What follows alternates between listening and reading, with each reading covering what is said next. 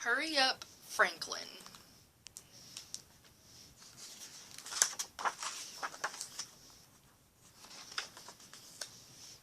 Franklin could slide down a riverbank all by himself. He could count forwards and backwards. He could zip zippers and button buttons. He could even sleep alone in his small, dark shell. But Franklin was slow, even for a turtle. "Hurry up, Franklin," pleaded his mother. "Hurry up, Franklin," begged his father. "Hurry up, Franklin," shouted his friends. "I'll be there in a minute," said Franklin. But there was always so much to see and so much to do. Franklin was never there in just a minute.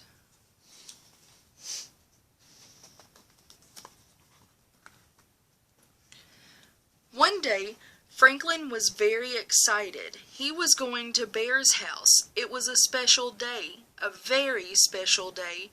"Hurry up," said Franklin's mother. "You can't be late."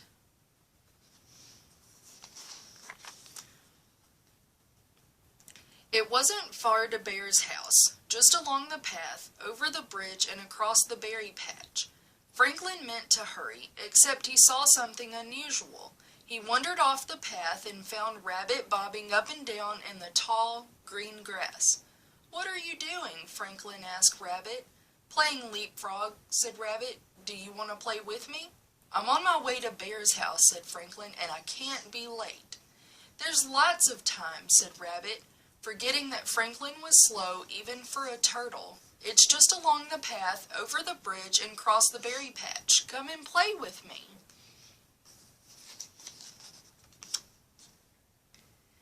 Franklin knew it wasn't far, and so he said yes. Rabbit leaped over Franklin again and again, but after a while Rabbit said, "It's time to go. Hurry up, Franklin, or you'll be late." Then Rabbit bounded along the path and on his way to Bear's house. "I'll be there in a minute," said Franklin, and he meant to be there in just a minute, except he heard an odd sound. Franklin wandered even farther off the path until he found Otter sliding up and down the river bank. "What are you doing?" Franklin asked Otter. "Slipping and sliding," answered Otter. "Do you want to play with me?" "I'm on my way to Bear's house," said Franklin, "and I can't be late." "There's lots of time," said Otter, forgetting that Franklin was slow even for a turtle. "It's just along the path, over the bridge, and across the berry patch. Come and play with me."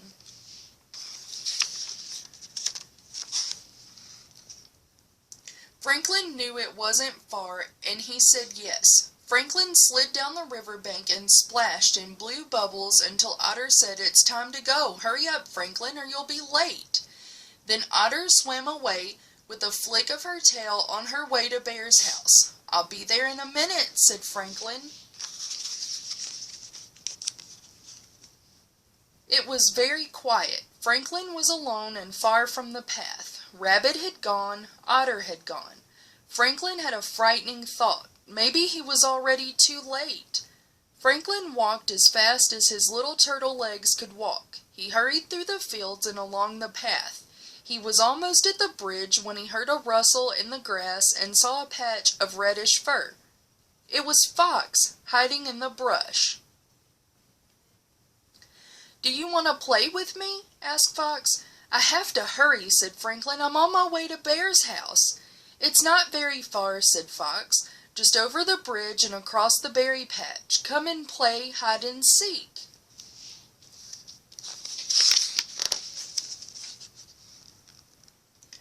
Franklin hesitated. Hide and seek was his favorite game. "Ready or not?" asked Fox. Franklin shouted, "Ready!" and he was just about to step off the path when he remembered it was a very special day, and he couldn't be late.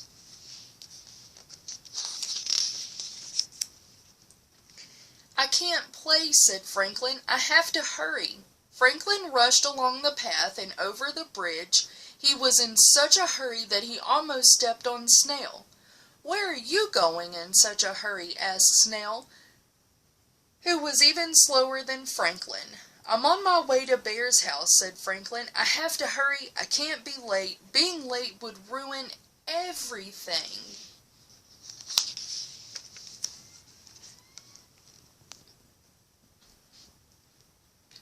Snail began to cry. "What's wrong?" asked Franklin. "I'll never get to Bear's house on time," sobbed Snail.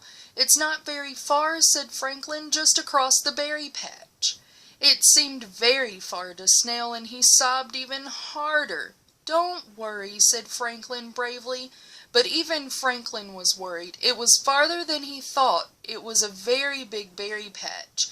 He wished he hadn't played with Rabbit. He wished he hadn't played with Otter. He wished he hadn't wasted so much time talking to Fox. Then he remembered it was Bear's special day. There was no time to cry. He had to hurry.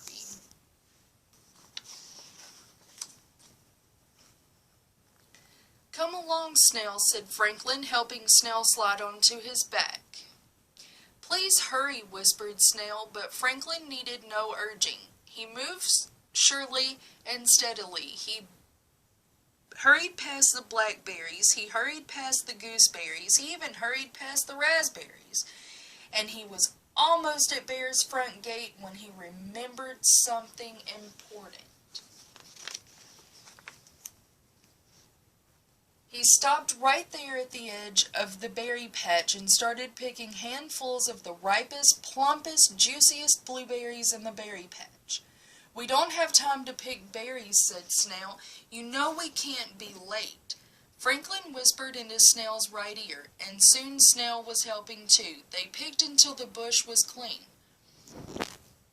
"Hurry up," said Snail. "Please hurry up, Franklin." He hurried up Bear's path, through the front door, across the kitchen, and into Bear's living room. Rabbit was there, Otter was there, Fox was there, everyone was there. Franklin and Snail had made it just in time to shout, "Surprise! Have a happy birthday, Bear!" And he did. The